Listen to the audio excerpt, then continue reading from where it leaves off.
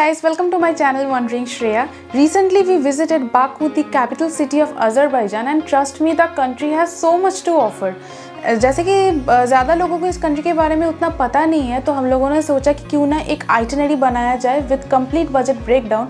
So this video is gonna be all about my 5 days curated itinerary and complete budget breakdown. But before that, please hit the bell icon and do subscribe my channel for more wondering updates.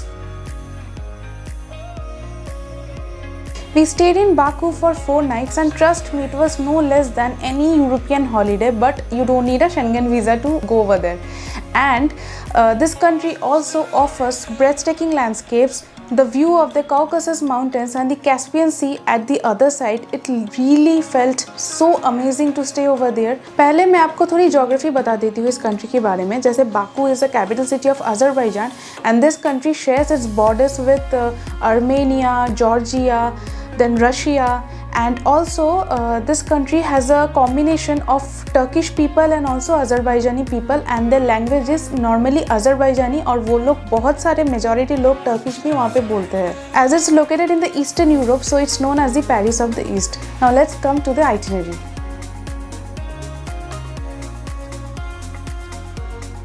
Azerbaijan की currency है manat. जैसे 1 manat equals to 49 Indian rupees.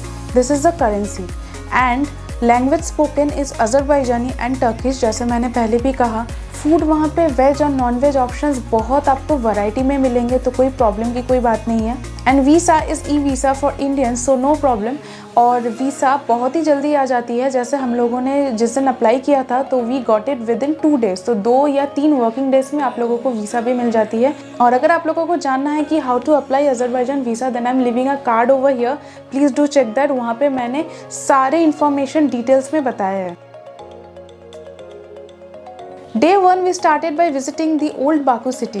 The old Baku city is surrounded by historic defensive walls which once protected it from its invaders, and the architectural buildings, the narrow streets and lanes, everything is so well preserved. And ये पूरी जगह एक Instagram वाली जगह है. आप कहीं पे भी खड़े रहो, फोटोज़ इतनी अच्छी आती है that it feels really amazing.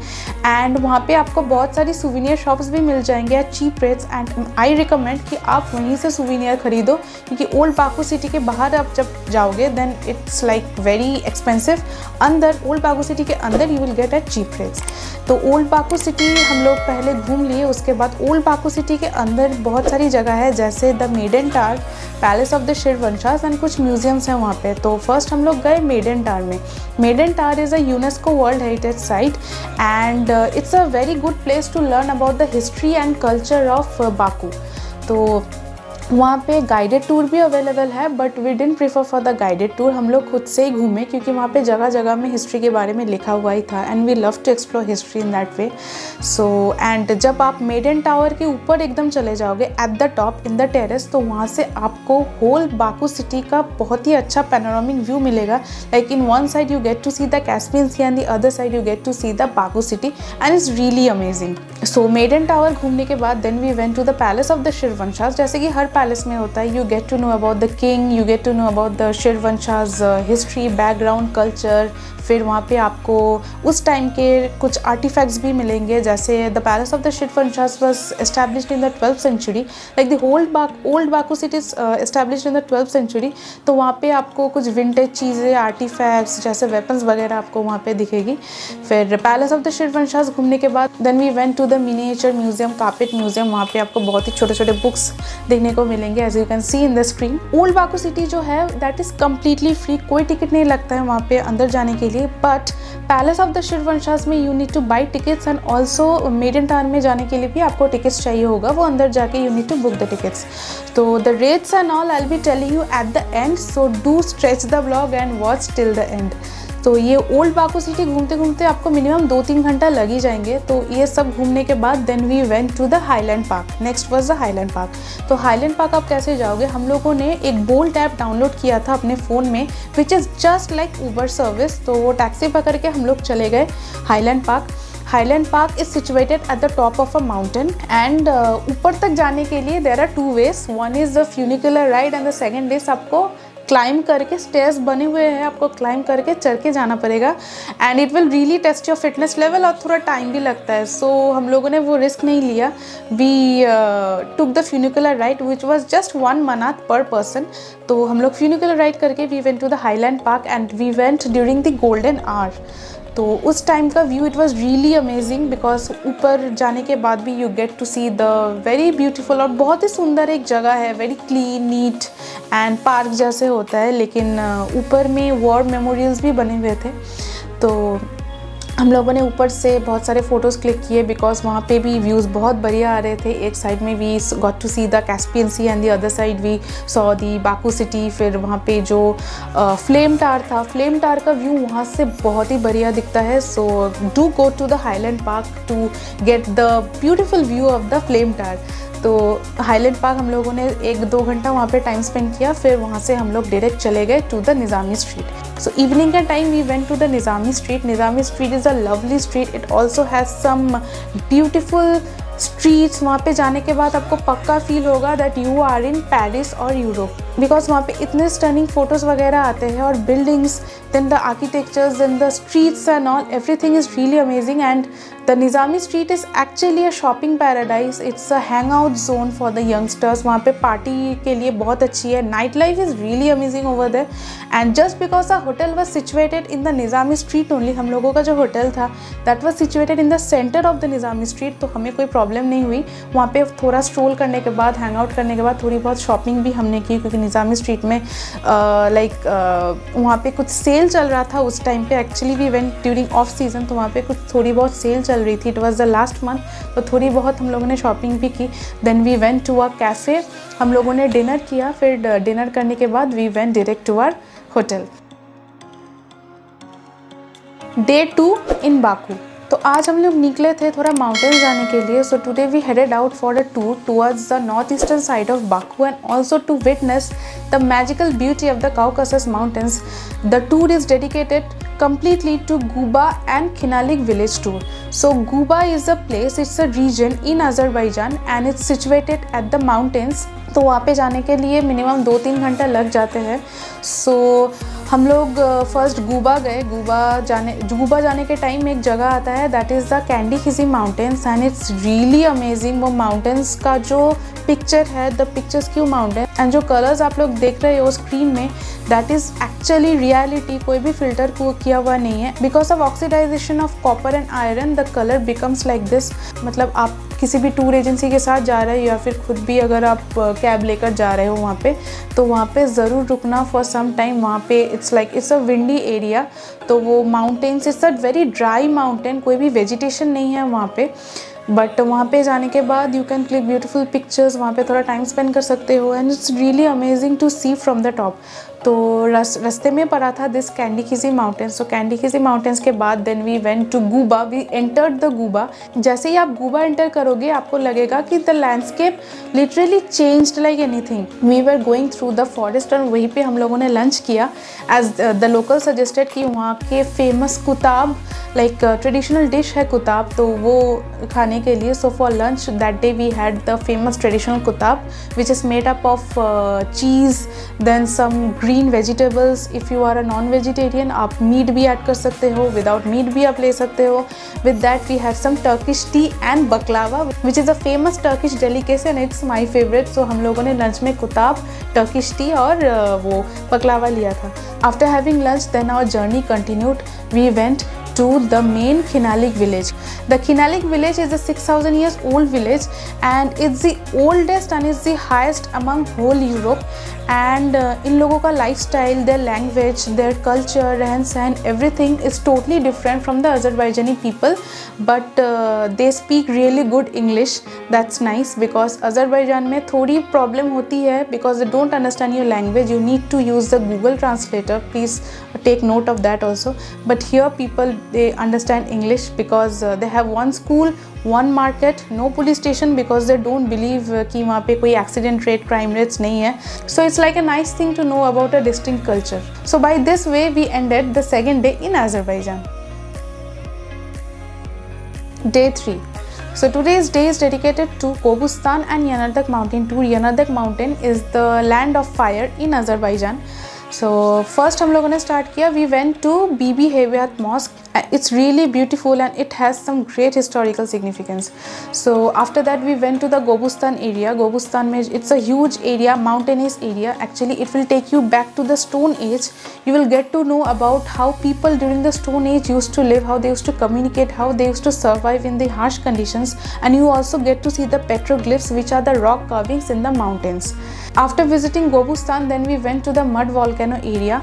Mud volcano में जैसे कि आपको स्क्रीन में दिख रही है, यहाँ पे mud actually it keeps bubbling out from the pits, and these mud like clay thing, it's said to have medicinal properties. When you dip your hand inside it, it's very cold. ये ठंडा है, ज़्यादा गर्म नहीं है. Actually जब हम लोग देखते हैं कि it's bubbling, we think that it's hot, but it's very cold. It's said to have medicinal properties, and यहाँ पे बहुत ही इंटरेस्टिंग चीज़ें आपको दिखेगी. Like your guide will make you explain that why it's bubbling and why the thing is like that in, और ये सारी चीज़ें सेंचुरीज से होते आ रही है. So the first half is dedicated to all this things. फिर हम लोगों ने एक जगह पे जाके we had a lunch. After lunch we went to the Yanar Dag mountain. As I already told you, is the fire mountain. The fire that you see in this mountains, ये जल रही है since 4000 years and it keeps on burning day and night. Even when the Arabs invaded Azerbaijan, they tried to wipe out this whole area, but in vain. They couldn't do it. So these mountains, so this fire is said to have spiritual importance also. After visiting the Yanardag mountain, then we went to the Ramana castle. Ramana castle is also a very old and ancient castle in Azerbaijan. At the end we went to the Absharon temple, that is a fire temple. This place has spiritual importance of both Hinduism and Zoroastrians. यहाँ पे हम लोगों ने एक जगह पे Shiva statue भी देखा था. So our guide said us कि when Indira Gandhi visited this place, so she gifted this Shiva statue to the country, so it's kept over there. So by this way we ended our third day in Azerbaijan. Day 4. So today it's dedicated to the Baku city tour. आज हम लोग सिर्फ Baku city घूमेंगे. तो first हम लोग गए थे Heydar Aliyev museum, way we got to see the vintage cars. फिर हम लोग वहाँ से गए carpet museum. We came to know about the carpet weaving industries and manufacturers. Then carpet museum के बाद we went to the Deniz mall. Deniz mall is the largest mall in Azerbaijan. वहाँ पे हम लोग थोड़ा हैंग आउट करने गए थे. Then after that we went to the Baku Eye. Baku Eye actually हम लोग थर्ड डे के रात को ही गए थे. बाकू-आई जहाँ पे है the boulevard area, that area is very famous for its night life, and that boulevard is the world's largest boulevard. बहुत ही लॉन्ग एरिया तक स्ट्रेच्ड आउट किया हुआ है. तो it's a good place to hang out at night. तो हम लोग तो थर्ड डे नाइट को भी गए थे. फिर हम लोग फोर्थ डे आफ्टरनून को भी गए थे. सो वहाँ पे थोड़ा टाइम स्पेंड करने के बाद then we had a lunch at a cafe by the Caspian Sea. फिर वहाँ पे लंच करने के बाद then we went back to hotel, because आज का दिन हम लोग यहीं एंड किए, because at night we had a flight. अगर आप लोग चाहो तो एक दिन एक्स्ट्रा रह के आप लोग दूसरा कोई और टूर्स भी कर सकते हो. जैसे वहाँ पे बहुत सारे टूर्स है. जो फेमस टूर है मैं बता देती हूँ, that is a Gabala tour. Gabala tour is mainly famous क्योंकि वो वहाँ पे आप एक लेक भी है. Then you can go to the mountains. वहाँ पे स्नोफॉल होती है during December January. So I think for that reason उस टाइम पे ये बहुत फेमस है. We didn't do this tour, so ज़्यादा कुछ मैं बता नहीं सकती. बट अगर आप गबाला टूर करना चाहते हो तो आप कर भी सकते हो वन डे एक्स्ट्रा लेके.